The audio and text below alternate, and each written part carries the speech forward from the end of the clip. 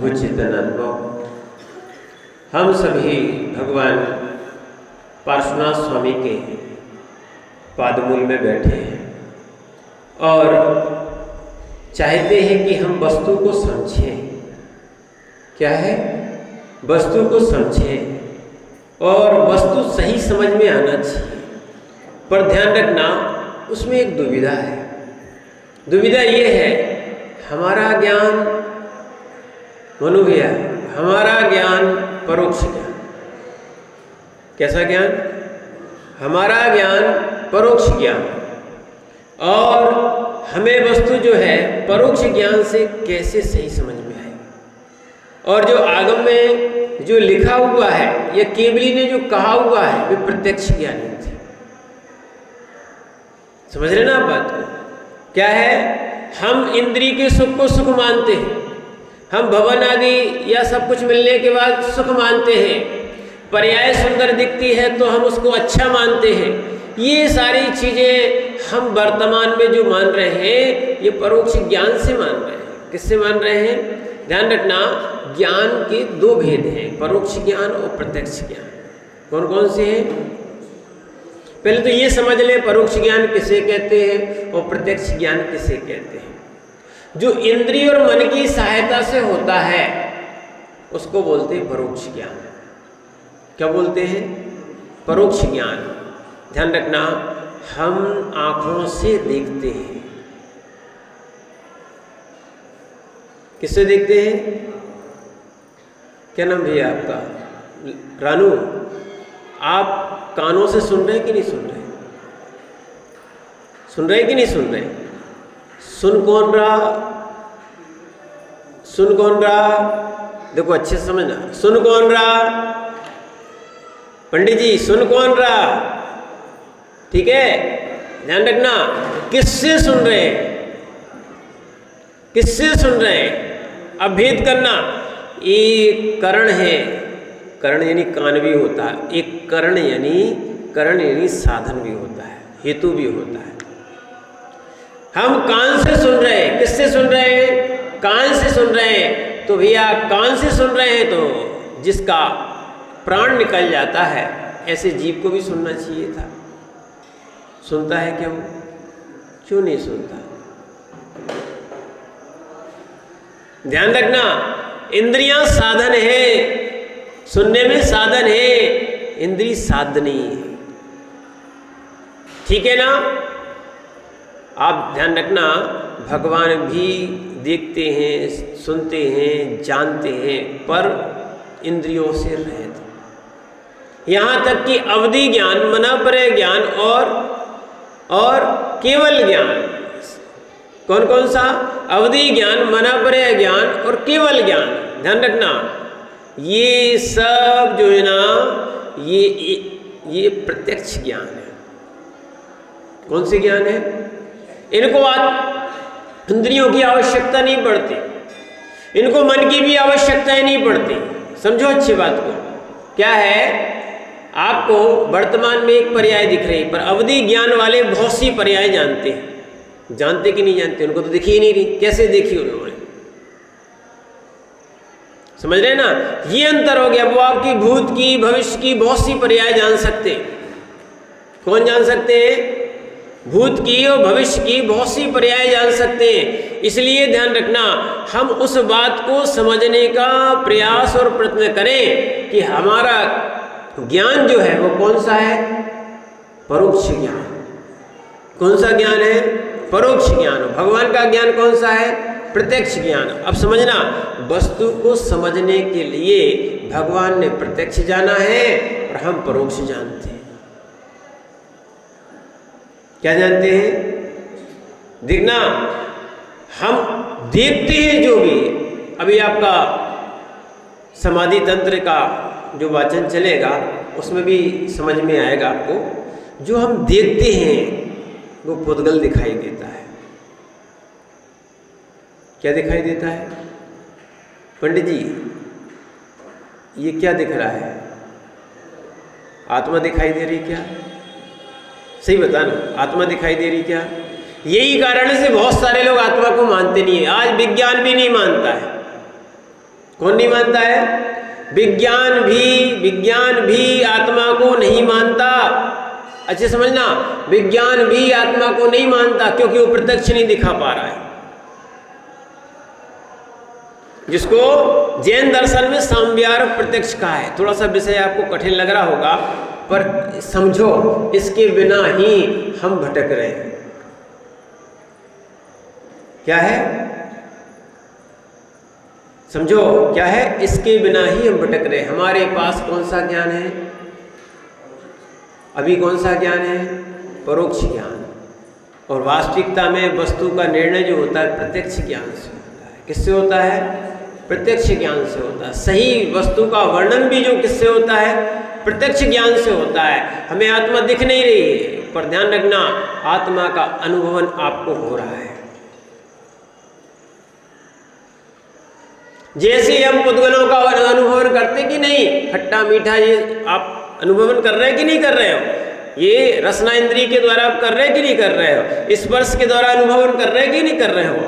अनुभवन कर रहे हैं कि नहीं? जो सुनाई दे रहा है अनुभवन कर रहे हैं कि नहीं कर रहे हैं? जो दिखाई दे रहा है ये भी अनुभव हो रहा कि नहीं हो रहा है? ध्यान रखना, इससे आत्मा में संस्कार भी जाते हैं और इसी के कारण बहुत सा कार्य चलता है। ऐसे आत्मा का भी अनुभवन होता है। कल हमने आपको एक सूत्र बताया था, आज अपन उसी पे भी चल रहा है। घट महामात्मा वेदमी। मैं घट को, ये परीक्षा मुख का सूत्र है। क्या है? मैं घट को अपनी आत्मा से जानता हूं। ठीक है? घट को किससे जानता हूं? आत्मा से। देखा किससे है? आंखों से। ध्यान रखना, ऐसे जगत के जितने भी पदार्थ हैं हम देख रहे हैं, जान रहे हैं। क्या रहे हैं? हम पर को देख रहे हैं, हम पर को जान रहे हैं। पर वास्तविकता में जैसे हम घट को जानते वैसे हम अपने आप को भी जानते हैं, जान सकते हैं। जानो, अपने आप को जानने का प्रयास करो।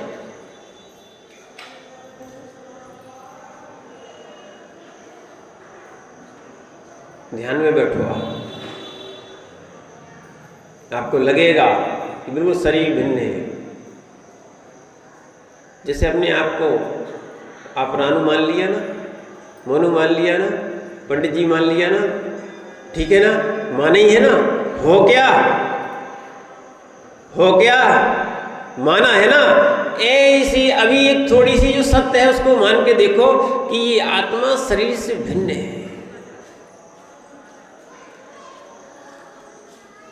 क्या है?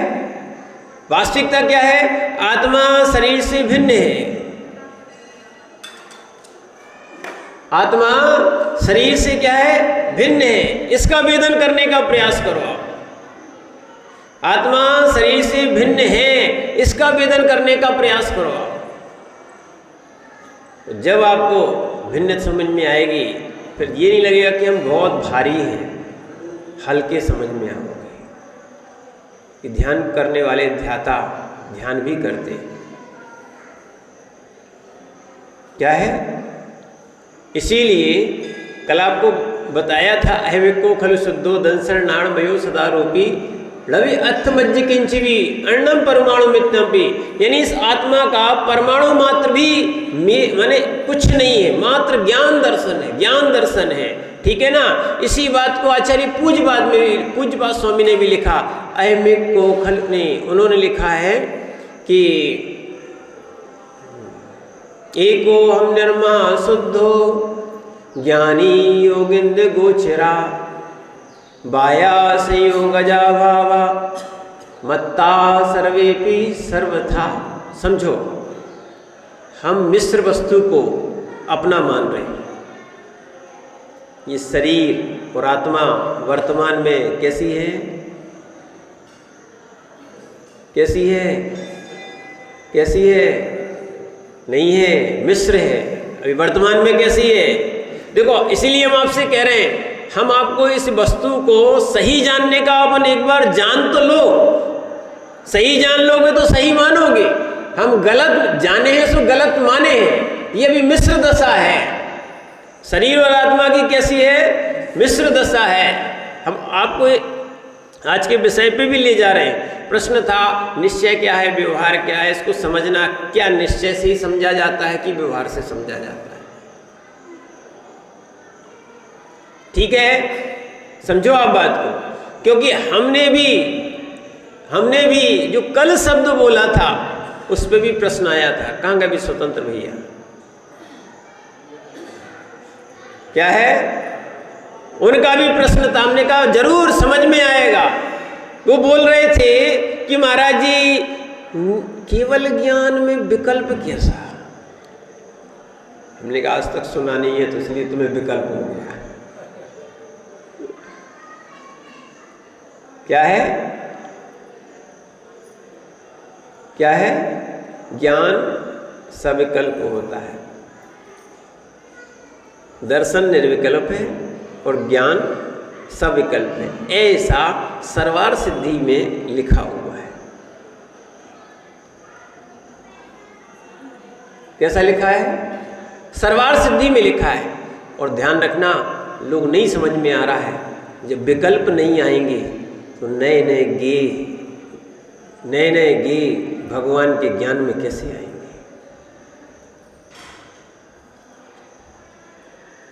क्या है? भगवान हर पदार्थ की, हर पर्याय को, हर क्षण की पर्याय को जानते कि नहीं जानते?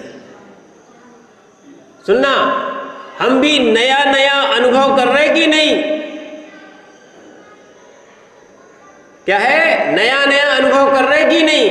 अगर बार बार वही अनुभव हो तो फिर कोई मतलब ही नहीं है। इसको बोलते हैं अपूर्वार्थ। नया नया कैसा होना चाहिए? अपूर्वार्थ कैसा होना चाहिए? है ना? आप भी भोजन भी वही नहीं करते, थोड़ा सा भिन्न होना चाहिए, उसका स्वाद बदलते रहना चाहिए। आप क्या है, माताएं जो है ना, माँ व्यंजन बनाती है भिन्न भिन्न प्रकार के, क्यों? वही रोज बना लो ना।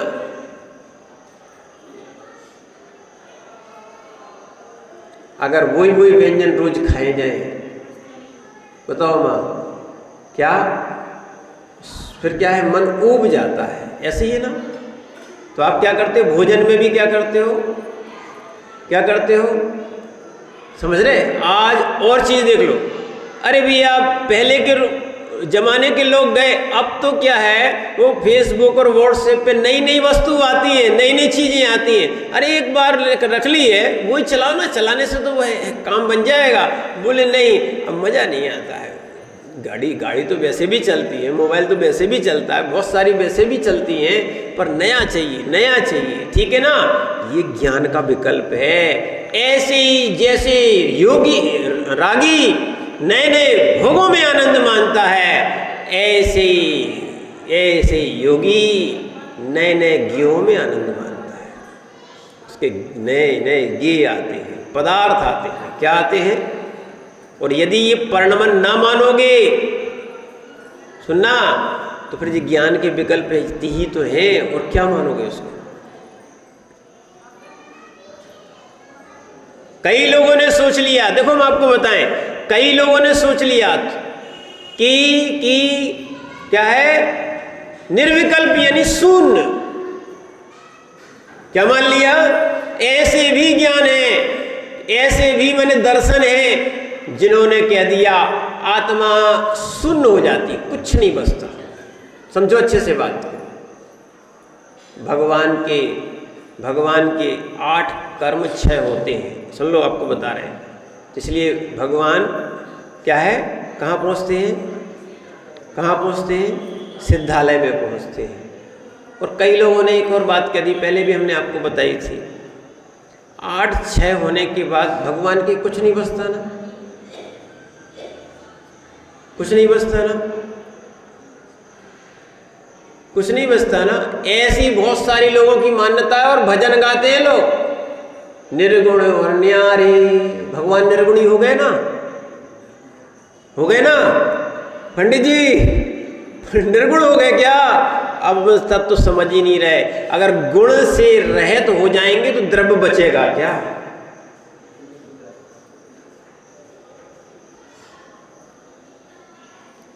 गुणों का समूह द्रव्य है, वो आत्मा ही नहीं बचेगी। ध्यान रखना, 8 कर्मों का क्षय होता है तो 8 गुणों की प्राप्ति हो जाती है। भगवान निर्गुण नहीं है, गुणी है, गुणी, और एक नहीं अनंत गुण है उनके। ये 8 तो मुख्य कहे जाते। भगवान के क्या दर्शन नहीं है, ज्ञान नहीं है, सुनना अनंत सुख नहीं है, जो 4 चतुष्टय आप अरहंत के बताते हो, ऐसे 8 गुण जो है ना मुख्य रूप से सिद्धों में पाए जाते। क्या तो भगवान निर्गुणी है?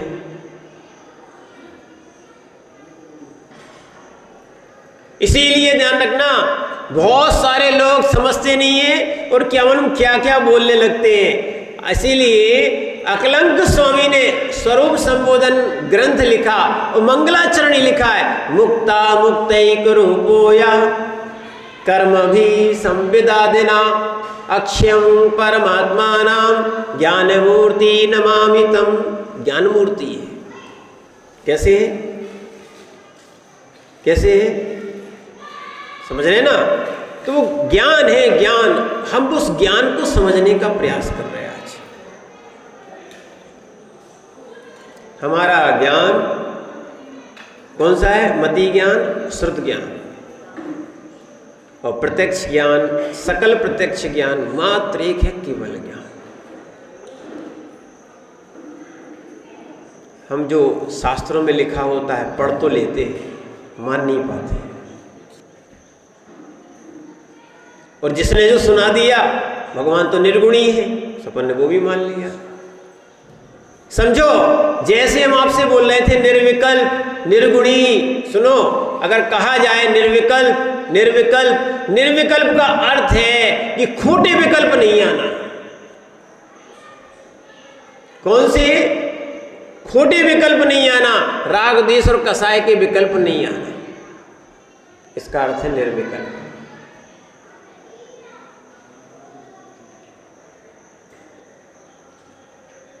क्या नाम आपका? हाँ, बजाज जी। जब लोग अपनी बेटी की शादी कर देते हैं, बेटे की शादी कर देते तो क्या कहते हैं? महाराज हम निर्विकल्प हो गए। जिम्मेदारी पूरी करने के बाद क्या बोलते हो? मैंने निर्विकल्प हो गए। आप समझो क्या हो गए? जब तक होता नहीं है तब विकल्प बना रहता है, और जब हो जाते हैं तो क्या हो जाते हैं आप? निर्विकल्प। तो किस प्रकार निर्विकल्प हुए? यानी हम अपनी जिम्मेदारी से क्या हो गए? मुक्त हो गए। समझना, आपने पूरी जिम्मेदारी कर ली। इसलिए ऐसे ही ध्यान रखना, जो विषय कसायों के विकल्प हटा देता है उसको कहते निर्विकल्प। जिसके ज्ञान में विषय कसाय के ये विकल्प नहीं आते उसको कहते निर्विकल्प, और वही है निर्विकल्प ध्यान।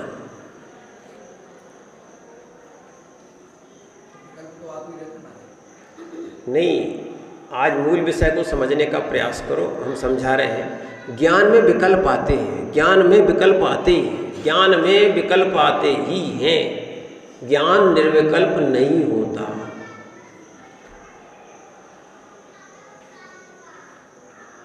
क्या है? एक और ध्यान रखना, बहुत सारे लोग कहते हैं मन को मारने का नाम ध्यान है।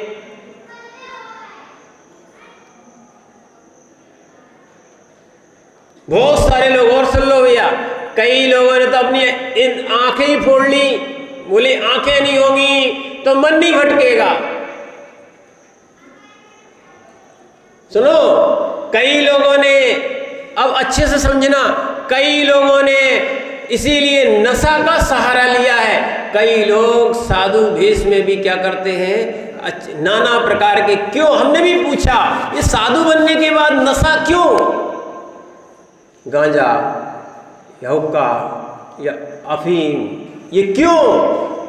उन्होंने कहा अगर नशा नहीं लेते हैं तो इंद्रियां सताती हैं। कई लोग इंद्रियों में छेद करके ताला डाल के बैठे हैं। समझो आप बात क्या है? ठीक है ना? यहां तक कि बहुत सारे लोग यही कहते हैं, जैन साधु से बहुत ज्यादा लोग प्रभावित होते कि ये लोग निर्वस्त्र होके, है ना, निर्वस्त्र होके समाज में कैसे रहते हैं। क्या?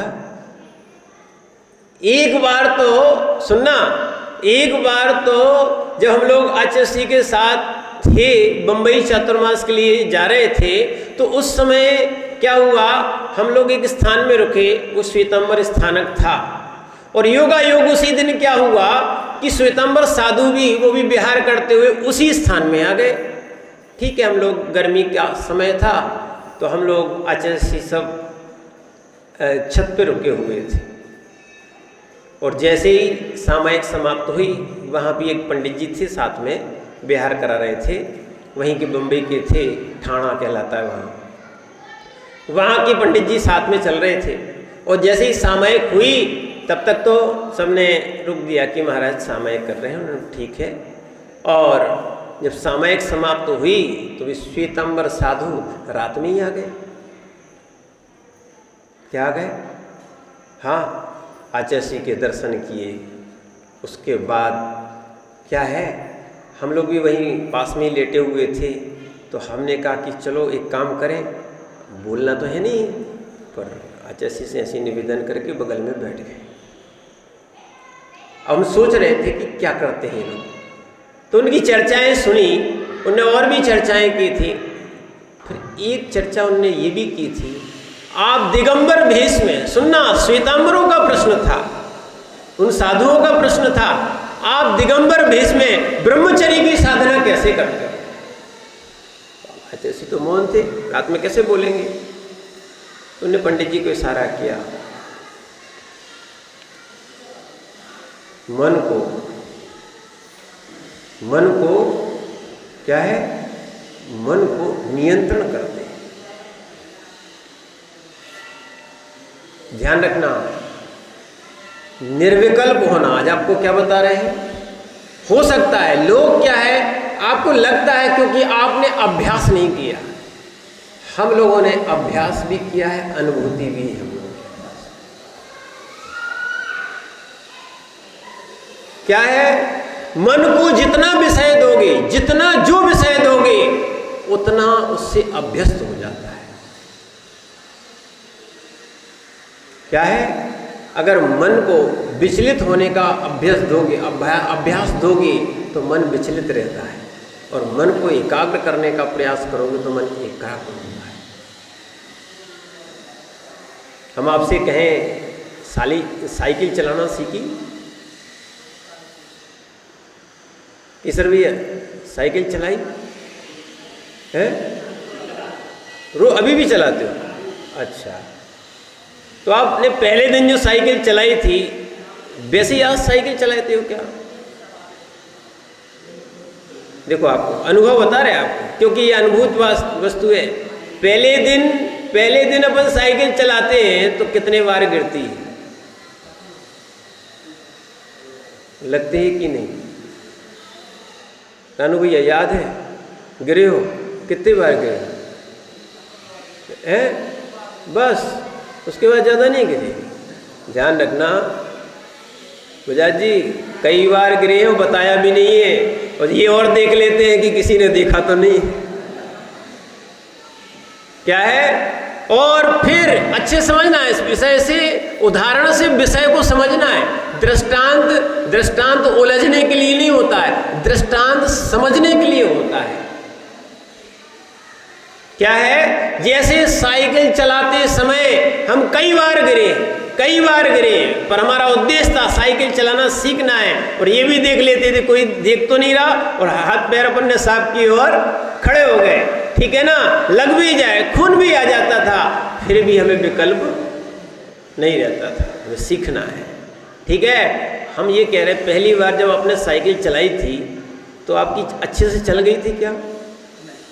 आज तो हाथ छोड़ के भी, तो पहले हाथ पकड़ के भी बोले बैलेंस आ गया, ऐसे बोलते हैं ना। बार बार गिर के भी साइकिल चलाना सीखी है, ऐसे ही साधक भी बार बार गिर के भी, परिणाम गिरते भी हैं। सुन लो, परिणाम गिरते भी हैं, ये नहीं समझना नहीं गिरते हो, परिणाम गिरते भी हैं, पर साधक परिणामों को साधता है। जैसे साइकिल चलाना सीखता है ना, ऐसे ही साधता है। फिर साइकिल चलाने में जो अभ्यस्त हो जाता है, वो हाथ छोड़ के भी कई किलोमीटर तक साइकिल चला सकता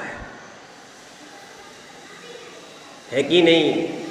ऐसे ही जैसे ही अब जो है ना साधक का मन सध जाता है, आपने अभ्यास नहीं किया। कहने का अर्थ है मन को संभालने का अभ्यास नहीं किया। जो अभ्यस्त होता है, जो मन को संभालने लगता है, उसको फिर कह देते हैं, ध्यान रखना, उसको कह देते हैं निर्विकल्प हो गया है। क्या हो जाते हैं? अब आप निर्विकल्प हो, सीधी साइकिल उठाते हो और कहीं भी पहुंच जाते कि नहीं? ऐसे ही ध्यान रखना, साधक भी ध्यान लगाता है और अपने ध्यान से जहां उसका उद्देश्य होता है वहां पहुंच जाता है। आप लोग अभ्यास नहीं किए। साइकिल का अभ्यास तो थोड़े में होता है, पर उपयोग को स्थिर करने का अभ्यास बहुत कठिन होता है। आज का विषय थोड़ा सा आपको अलग लग रहा होगा, पर अच्छे समझो क्या है। ये व्यवहार है, व्यवहार, कथन भी है। क्या है? व्यवहार है। वस्तु जो होती है वह सामान्य विशेषात्मक वस्तु कैसी होती है? ये आला पद्धति से बता रहे आपको। सामान्य विशेषात्मक वस्तु, देखो ये सामान्य भी है और विशेष भी है। पेन क्या है? सामान्य भी है और विशेष भी है। समझो, सामान्य भी है, विशेष भी है। सामान्य को निश्चय कहा जाता है और विशेष को पर्याय कहा जाता है। समझ में आ रहा कि नहीं आ रहा? सामान्य को क्या कहा जाता है? निश्चय कहा जाता है और विशेष को क्या कहा जाता है? पर्याय कहा जाता है। सामान्य को अच्छे से ध्यान रखना, विषय लिख लेना, बहुत काम आएगा, क्योंकि ये आला पद्धति आदि में भी बहुत सारा विषय आया, हम घूम जाते हैं, समझ में नहीं आता है। ठीक है, लोग सोचते हैं कि निश्चयात्मक है, कि व्यवहारात्मक है, कि द्रव्यात्मक है, कि पर्यायात्मक है, और लोग भटक जाते हैं इसमें। तो ध्यान रखना, सामान्य को द्रव्य भी कहते हैं। सामान्य को क्या बोलते हैं? द्रव्य, और विशेष को पर्याय कहते हैं। क्या बोलते हैं? समझ में आ गया ना? चाहे द्रव्य कहो, चाहे निश्चय कहो, और चाहे सामान्य कहो, ठीक है ना? और चाहे विशेष कहो, चाहे पर्याय कहो, ये सब क्या है ना? और उसी को व्यवहार कह दो। उसी को क्या कह दो आप? व्यवहार कह दो। ध्यान रखना, निश्चय, एक और समझना, निश्चय अभेद होता है। ध्यान रखना, ये पेन दिख रहा ना, ये काय का बना है? लोहे का बना है। किसका है?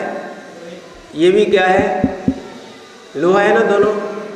ये अभेद है। लोहे में क्या है? अभेद है। लोहे में क्या है? अभेद है। अच्छे समझो, लोहे में क्या है? अभेद है। फिर भी भेद है, क्योंकि ये माइक है और ये पेन। समझ रहे ना क्या है? इसीलिए ध्यान रखना, भेद जो करता है, दो दृष्टियां हैं। जब कोई कहेगा, ये अपने आगम में भी आया, जब कोई कहेगा हमें सोना चाहिए, क्या चाहिए? हमें सोना चाहिए, तो कोई भी प्रकार का हो, उस सोने से मतलब रखता है।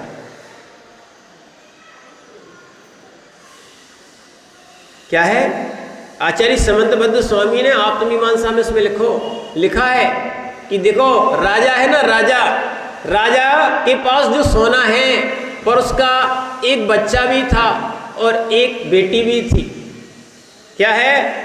तो मैंने जो भाई था, उसने सोचा, यानी बच्चे ने सोचा कि मुझे तो मुकुट चाहिए। क्या चाहिए? मुकुट चाहिए। और इसी क्या है? इसी कुंडल आदि का मुकुट चाहिए। किसका? देखना, बेटी जो रो रही है क्योंकि उसके कुंडल आभूषण टूट गए, तो बेटा प्रसन्न है, यानी राजा का पुत्र जो है प्रसन्न है कि उसको मुकुट मिल गया। पर राजा को कोई अंतर नहीं आया। क्यों? चाहे सोना बेटी के पास था, चाहे बेटे के पास, चाहे कुंडल पर्याय में था, और चाहे मुकुट पर्याय में। सोना तो समझ रहे आप बात, सोना तो सोना है। इसीलिए जब द्रव्य देखा जाता है तो राजा आनंद में रहता है, समझना। पर बेटा और बेटी ये रो रहे हैं, एक खुश हो रहा है, एक रो रहा है। क्यों? एक को पर्याय से राग था। क्या था? ऐसे अपन भी बहुत सारी पर्यायों के राग किए बैठे हैं।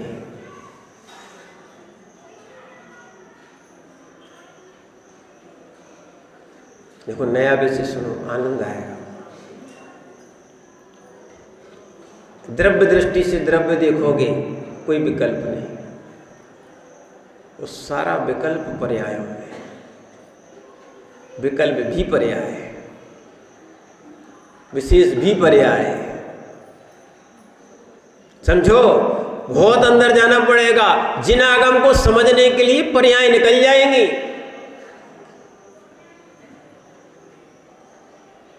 जो तुम सुन रहे हो, देख रहे हो, समझ रहे हो, ये भी ज्ञान की पर्याय है। सुन लो, मति ज्ञान, श्रुत ज्ञान, अवधि ज्ञान, मना पर्याय ज्ञान, ये सब ज्ञान की पर्याय है, ये शुद्ध ज्ञान नहीं है। क्या है? शुद्ध ज्ञान। शुद्ध ज्ञान कोई है तो केवल ज्ञान। कौन सा? केवल यानी मात्र ज्ञान, अकेला ज्ञान। आप लोगों ने तत्वार्थ सूत्र पढ़ा? एक साथ एक जीव को कितने ज्ञान होते हैं?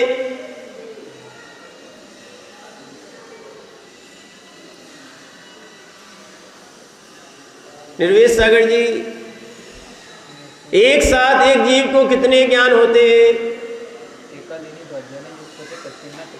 हाँ ठीक है, एकादिनी भाज्यानि युगपदे कस्मिन्याम चतुर्भ्या। एक से लेके 4 ज्ञान तक होते, 5 ज्ञान किसी को नहीं होते। स्वतंत्र भैया अच्छे से समझ लो, नहीं तो विषय समझ में नहीं आएगा। क्या है? यही तो समझ नहीं पा रहे हैं। एक साथ जीव को 5 ज्ञान नहीं होते। कितने होते हैं? 4। कौन कौन से? कोई भी लगा लो 4, कोई भी 4 लगा लो। क्या? केवल ज्ञान, मति ज्ञान, श्रुत ज्ञान,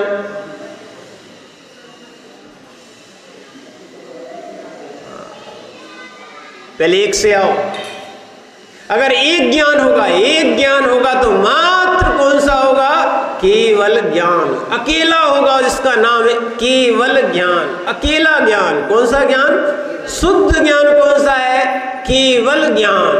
कौन सा ज्ञान है? ज्ञान। अच्छे समझ में आ रहा ना? अकेला होगा तो कौन होगा? केवल ज्ञान। ठीक है ना? 2 होंगे तो मति ज्ञान, श्रुत ज्ञान। नियम ही है। कितने होंगे? हाँ, नहीं तो ऐसा नहीं कि मति ज्ञान अकेला हो सकता है, नहीं। 2 होंगे तो मति ज्ञान, श्रुत ज्ञान, दोनों इकट्ठे।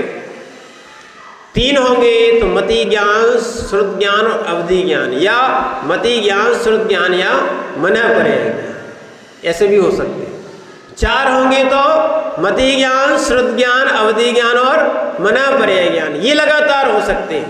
पर केवल ज्ञान, कौन सा? केवल ज्ञान, मात्र ज्ञान होगा। कौन सा? एक ज्ञान होगा। शुद्ध ज्ञान को बोलते हैं, उसको केवल ज्ञान। क्या बोलते हैं? ध्यान रखना, उस शुद्ध ज्ञान में तीनों लोग झलकते कि नहीं? देखो, अपन कुछ भी करें, कोई सोच रहा होगा देख नहीं पा रहे, पर भगवान देख रहे हैं। भगवान के ज्ञान में झलक रहा है कि इस जीव की कैसी कैसी क्रियाओं, कैसी कैसी परिणति चल रही है। क्या है? समझ रहे ना? ज्ञान की भी पर्याय होती है। जो परिणाम है ना, जो परिणमन है, वही पर्याय है। परिणमन द्रव्य में होता है। किसमें होता है? परिणमन द्रव्य में होता है, और जो परिणमन होता है वही पर्याय होती है।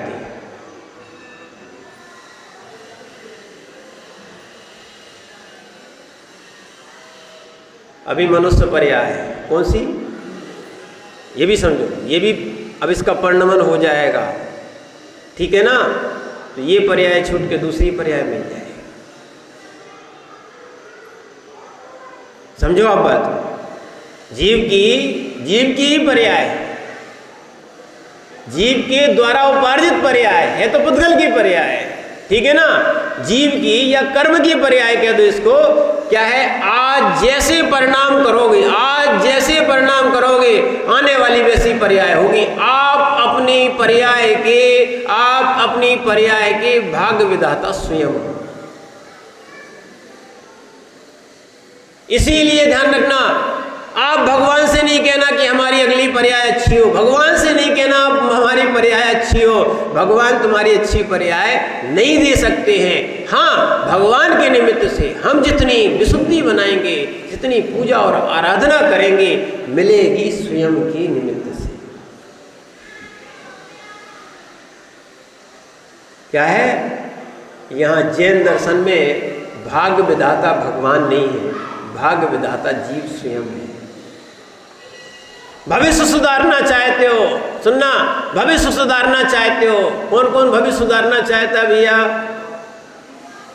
सुनना, भविष्य सुधारना चाहते हो, भविष्य सुधारना चाहते हो तो वर्तमान को सुधारो, भविष्य सुधर जाएगा।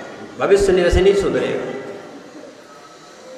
क्या है, ना तो भूत सुधरता है न भविष्य सुधरता है। भूत को सुधार के बताओ आप।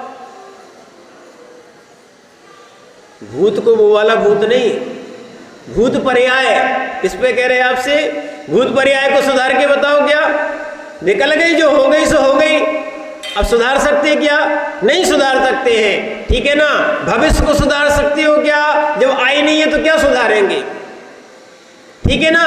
इसीलिए वर्तमान में हम वर्तमान पर्याय को सुधारते हैं।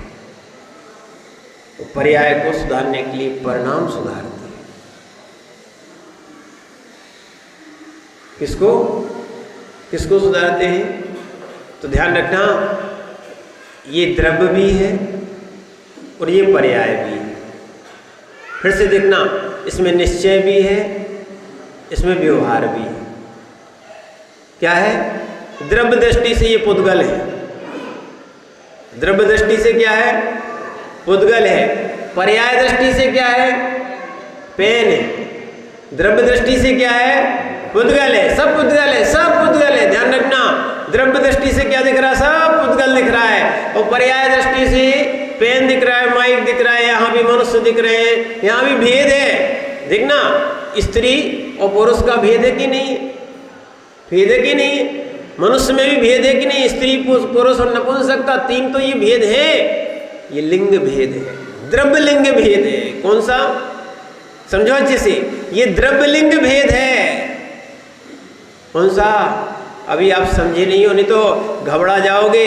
9वें गुण स्थान तक तीनों वेदी होते हैं।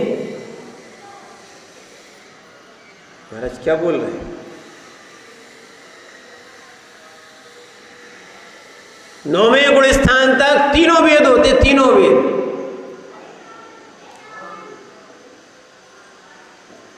यही तो समझ नहीं पाते लोग।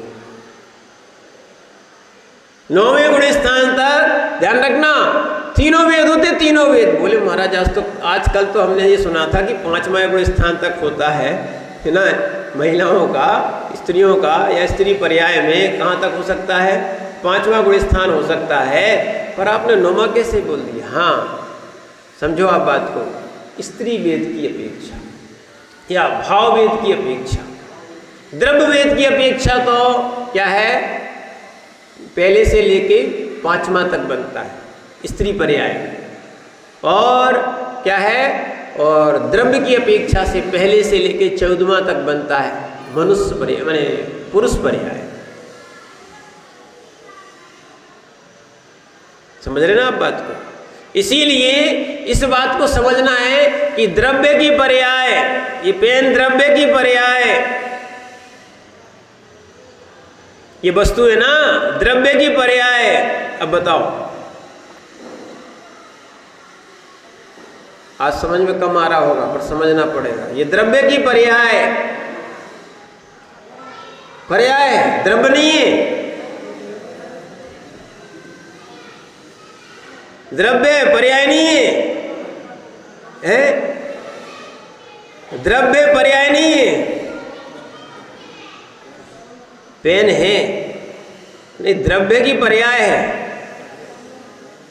देखो लोग इसलिए कई लोग घूम भी जाते हैं, कई लोग घुमा भी देते हैं। हम आपको ये सोच रहे हैं कि ये चीज समझ में आ जाए तो भी झगड़ा खत्म हो जाएगा। ये द्रव्य की पर्याय है।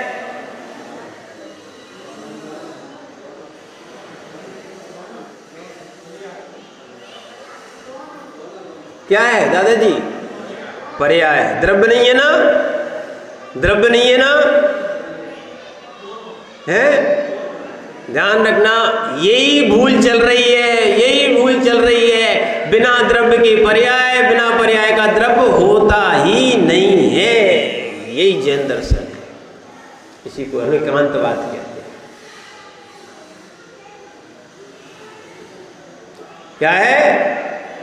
ध्यान रखना, ऐसा आचार्य भगवान कुंद स्वामी ने पंचास्ती कायजी में लिखा, द्रव्य से रहित पर्याय, पर्याय से रहित द्रव्य नहीं होता। द्रव्य वृत्तम है ना, पज्जय वृत्तम द्रव्य नथी। द्रव्य से पर्याय, पर्याय से रहित द्रव्य हो ही नहीं सकता। कोई अवस्तु नाम की कोई वस्तु ही नहीं।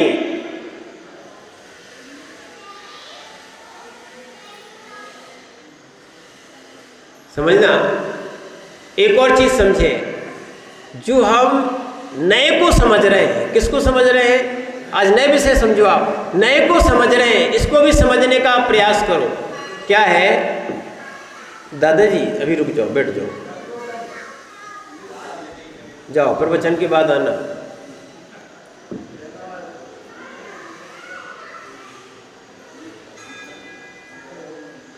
लोग विषय नहीं समझते हैं,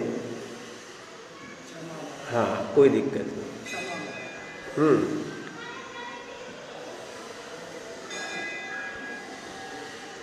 कोई दिक्कत नहीं।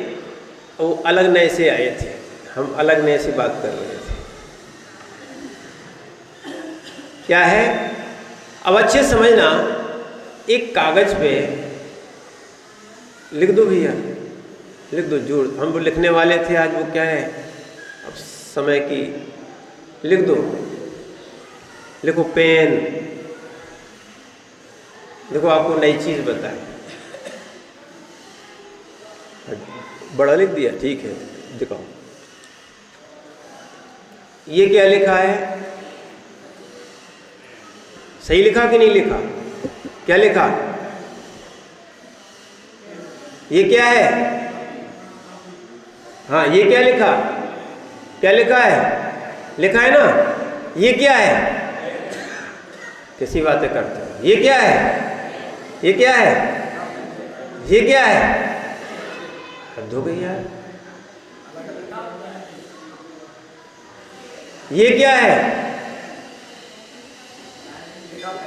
ये क्या है? अरे हमने तो इसकी पर्याय की बात नहीं कही। ये क्या है? ये गलत है क्या? ये गलत है क्या? बताओ बताओ, ये गलत है क्या? सही है क्या? ये सही है क्या? अरे कैसी बात कर रहे हो? ये सही है क्या? अरे बताओ तो, ये सही है क्या? पंडित जी तुम बोलो ना, तो चुपचाप कैसे बैठे हो? ये सही है क्या? है? ये सही है? सही है क्या? गलत है क्या? बताओ। गलत नहीं है ना? सही है क्या? सही है? सही है। बस इनको एक काम कर देना, इनकी आज इनको घर में नहीं जाने देना। एक कागज पे लिखो भोजन और इनकी जेब में रखो।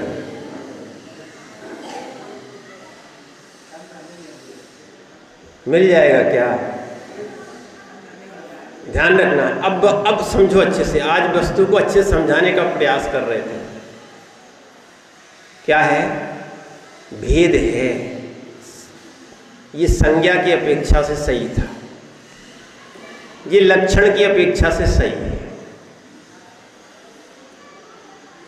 वो संज्ञा की अपेक्षा से क्या है, सही है। वो संज्ञा की अपेक्षा से, ये लक्षण की अपेक्षा से, वस्तु की अपेक्षा से सही है। इसीलिए लोग भटक गए हैं। लिखे को कोई मोक्ष मान लेता है, कहीं किसको मान लेते हैं, अकेले लिखो ही को मोक्ष मान लेता है। क्या है, ध्यान रखना। और कोई अकेले मोक्ष को मोक्ष मान लेता है, लिखे को मोक्ष नहीं मानता। ये दोनों कहते हैं, ध्यान रखना, ये निश्चय से पेन है, वो व्यवहार से पेन है।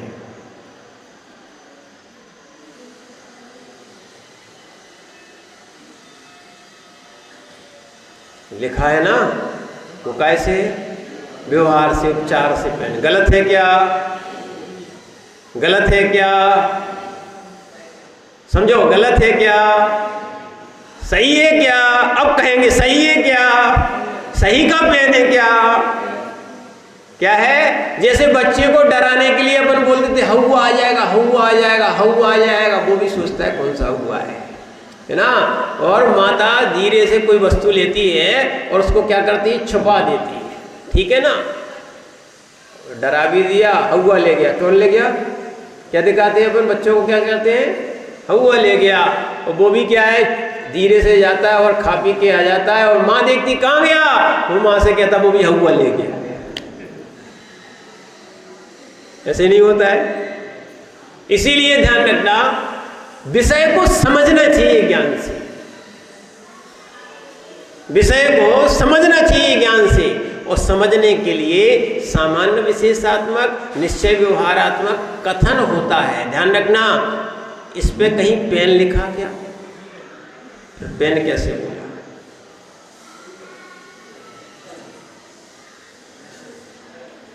इस पे कोई संज्ञा लिखी है क्या, पेन लिख दो, कोई दिक्कत नहीं। कंपनी वाले अपना नाम लिख के वो पेन भी लिख दे, पर बिना लिखा भी क्या होगा, बिना लिखा भी क्या होगा, पेन होगा ना। वस्तु में ध्यान रखना, संज्ञा हम रखते हैं, हम रखते हैं, वस्तु वस्तु होती है। क्या है, भेद भी होता है। सुनना, संज्ञा याद कर लो, ये बहुत अच्छी बात है, जीवन में काम आएगा। संज्ञा क्या है, संज्ञा, लक्षण और प्रयोजन की अपेक्षा भेद होता है। भेद किससे होता है, संज्ञा, लक्षण और प्रयोजन की अपेक्षा भेद होता है, अन्यथा इसमें कोई भेद नहीं है। द्रव्य की अपेक्षा इसमें कोई भेद नहीं है। द्रव्य देखोगे तो अभेद, और पर्याय देखोगे तो भेद। क्या होगा, समझना, ये तो मात्र कथन शैली है। कैसी है, देखो शास्त्रों में समझना, कोई बोलता है कि महाराज जी निश्चय सही है कि व्यवहार सही है। बहुत सारे लोग जो है ना इस विषय में पड़े हुए हैं और ये चीज समझ में नहीं आती है। वस्तु निश्चय व्यवहारात्मक होती है। कैसी होती है, देखो, पर्याय के आनंद में अकेले नहीं पढ़ना, अच्छे समझ रहे, पर्याय के आनंद में भी नहीं पढ़ना। अकेला द्रव्य का स्वरूप भी समझना और अकेले द्रव्य को ही नहीं समझना, पर्याय को भी शुद्ध बनाने का प्रयास करना। पर्याय भी शुद्ध होती है।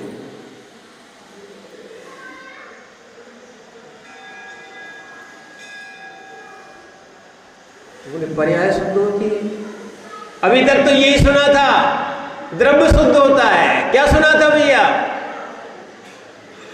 अभी तक क्या सुना था, द्रव्य शुद्ध होता है। अरे जहां द्रव्य शुद्ध होता है वहां पर्याय शुद्ध होती है, और जहां द्रव्य शुद्ध होता है वहां पर्याय अशुद्ध होती है। पर लोग विपरीतता में आगे बोले द्रव्य तो कभी अशुद्ध होते ही नहीं। ध्यान रखना, अगर परिणमन ना हो, देखना दो द्रव्यों में शुद्ध शुद्ध चलता है, कौन कौन सी, जीव और पुद्गल में 4 द्रव्य शुद्ध ही है, उनमें परिणमन होता है। पर वो वाला नहीं होता, ये शुद्ध शुद्ध वाला। और ध्यान रखना, हमने भी एक सोचा कि 4 द्रव्य परिणमन तो करती हैं, अशुद्ध क्यों नहीं होती? क्योंकि ये संयोग नहीं करती।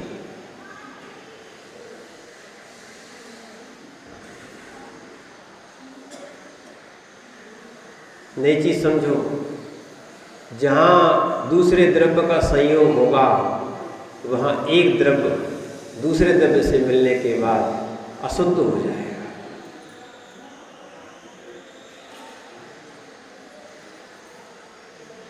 समझो आप बात। इसीलिए शुद्ध होने के लिए अकेला होना पड़ता है।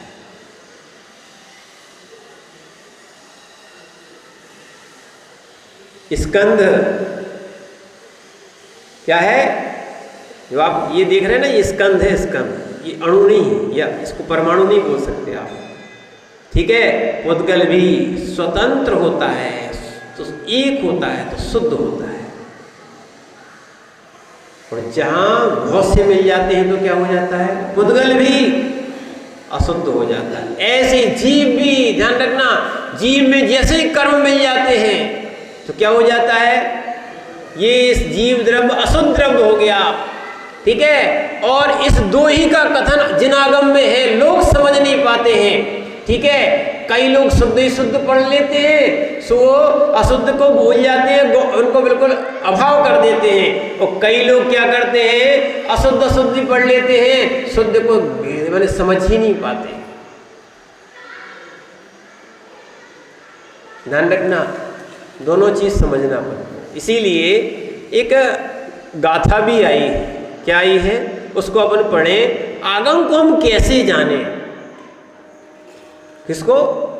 आगम को हम कैसे जाने?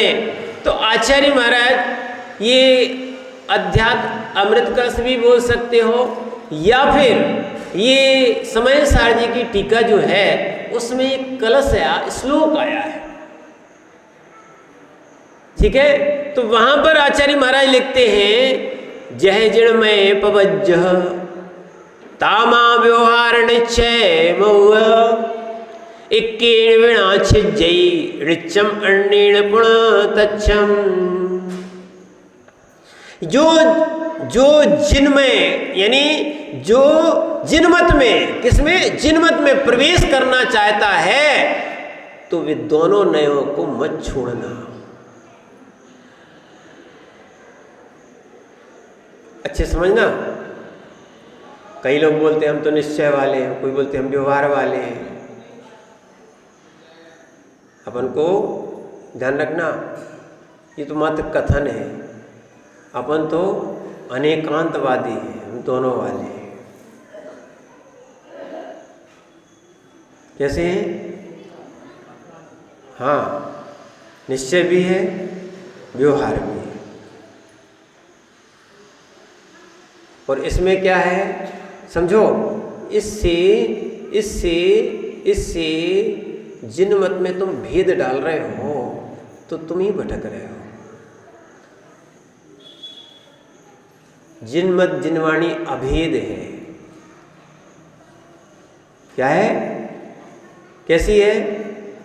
निश्चय व्यवहारात्मक कथन होता ही है। हमने इसलिए आपसे कहा था ये पेन है माने ये पर्याय है कि द्रव्य? ये पर्याय है कि द्रव्य? अच्छा, आपसे पूछ रहे हैं, चलो ठीक है, वो समझ में आया ना। आप मनुष्य हो ना कि जीव हो?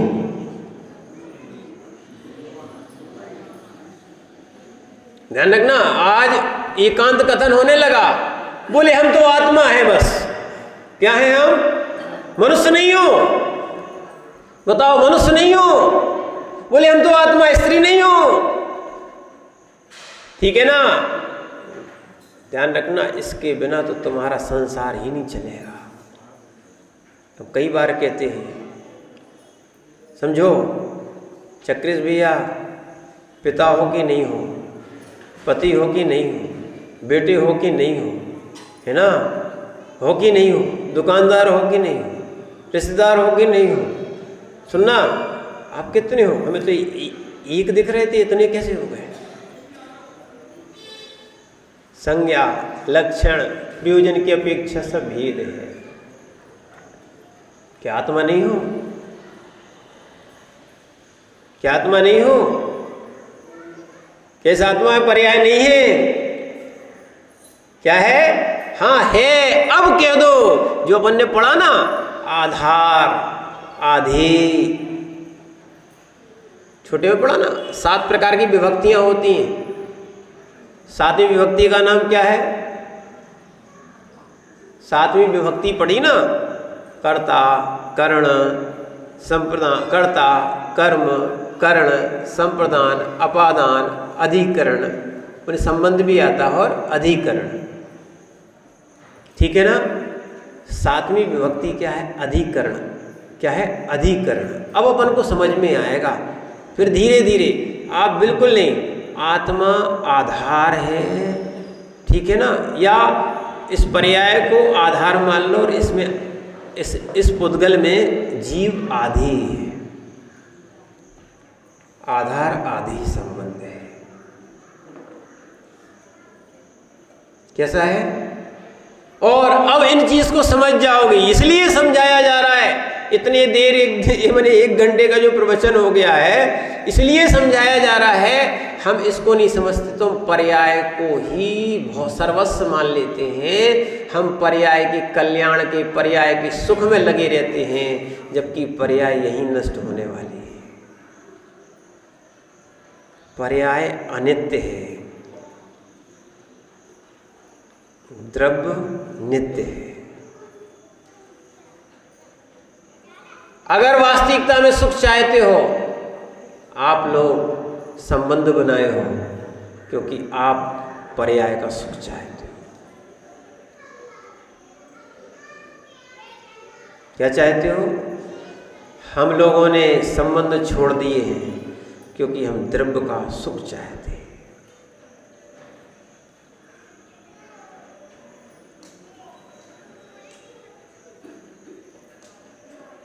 तुम लोग जो सुख चाहते हो ना, ये अनित्य है, इसी पर्याय तक सीमित है। और ये कहो जब तक पुण्य है तब तक है।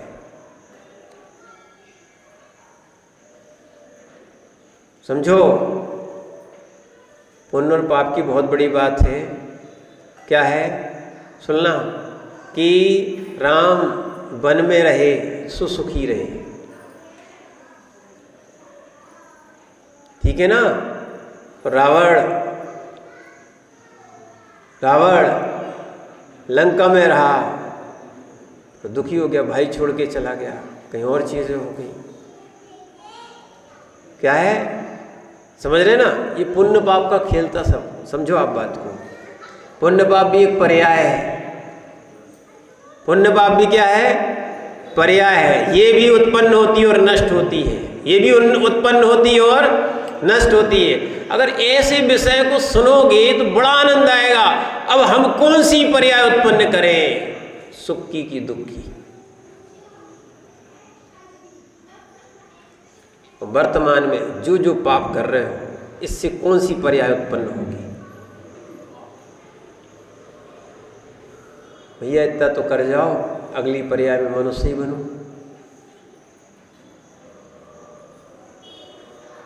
क्या बनो? नरक ना जाना पड़े। इसीलिए सदाचार का पालन करो। क्या करो? सदाचार का कम से कम पालन करो। रात्रि भोजन नहीं करो, है ना? जो सप्त व्यसन का सेवन मत करो। अष्टमूल गुण का पालन करो। कम से कम मनुष्य से मनुष्य तो होना ही चाहिए भैया। मनुष्य से क्या होना चाहिए? मनुष्य तो होना ही चाहिए। अच्छा है देव पर्याय में जाओ, अभी मोक्ष तो होता नहीं है, पर कम से कम त्रियंच और नरक में ना जाना पड़े। पर करें क्या? लोग सुनना तो अच्छा चाहते हैं। क्या है? ये सुनने वाली पर्याय तो अच्छी चाहते हैं, पर करने वाली पर्याय नहीं चाहते। इसलिए ध्यान रखना, हम ऐसी पर्याय को प्राप्त कब हो पाएंगे? जब परिणाम बनाएंगे। क्या बनाएंगे? अच्छे परिणाम बनाएंगे। परिणाम के साथ क्रिया करेंगे। क्या करेंगे? क्रिया करेंगे। जब परिणाम के साथ क्रिया होगी और समझ में आएगा जो हम सुख चाह रहे हैं ना, ये मत इतना ही है, क्षणिक है, आंखें बंद हो जाएंगी। जैसे सपना होता है ना, ये आंखें बंद करके देखा जाता है, जैसे आंख खोलो तो कुछ नहीं मिलता, ऐसे ही है ना।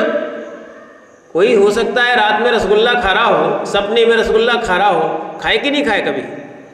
क्या है, बहुत सारे लोग। और देखो हम बता रहे हैं आज कर लो उपवास, न तुम्हें भोजन को सपना है तो कहना। मजाज जी क्या आएगा, क्या आएगा? भोजन का। हाँ, ऐसी दिन जरूर आता है, क्योंकि संस्कार है। हम दिन रात खाते ही रहते हैं और जिनकी चिंता लगी रहती है, तो अपन नहीं खा पाते हैं तो क्या करते हैं, स्वप्नों में खाते हैं। तो जैसे आंख खोलोगे तो रसगुल्ला फिर नहीं मिलता, या आंख खोलोगे तो महल में बैठे होगे या कोई भी वस्तु देख रहे हो वो मिलती नहीं है। ऐसे ही ध्यान रखना, अभी आंख खुली है तो सब अपना है, आंख बंद हो जाएगी तो काय का अपना है।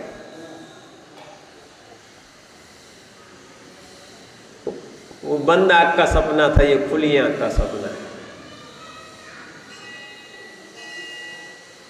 इसीलिए नित्य सुख को खोजने का प्रयास करो। कौन सा? इसीलिए आचार्य महाराज क्या बोल रहे थे, जिन मत में प्रवेश करना चाहते हो तो दोनों नए को चलो लेके। किसको? है ना, बस एक साथ दोनों कहीं नहीं जा सकते हैं, एक को मुख करना पड़ता है और एक को गुण करना पड़ता है। सूत्र है अर्पता न प्रसिद्धे। क्योंकि यदि तुम निश्चय ने के पक्षपाती बनकर होकर व्यवहार को छोड़ दोगे, सुन लो भैया, अगर व्यवहार को छोड़ दोगे तो धर्म तीर्थ का अभाव हो जाएगा। क्या है? क्योंकि वस्तु का स्वरूप का प्रतिपादन व्यवहार से ही होता है। निश्चय का भी कथन किससे होगा? व्यवहार से ही होगा। अरे देखना, पेन लिखा था तो क्या गलत था? कथन तो ऐसे ही होगा। तो शब्द की अपेक्षा सही है, संज्ञा की अपेक्षा सही है, पर वस्तु की अपेक्षा सही नहीं, वो वस्तु नहीं। ठीक है ना। और यदि व्यवहार का पक्षपाती होकर निश्चय को छोड़ दोगे, सुन लो भैया, व्यवहार के पक्षपाती होकर जो निश्चय को छोड़ देंगे तो शुद्ध तत्व का अनुभव नहीं होगा। तुम कभी अनुभव नहीं कर पाओगे कि मैं आत्मा हूं।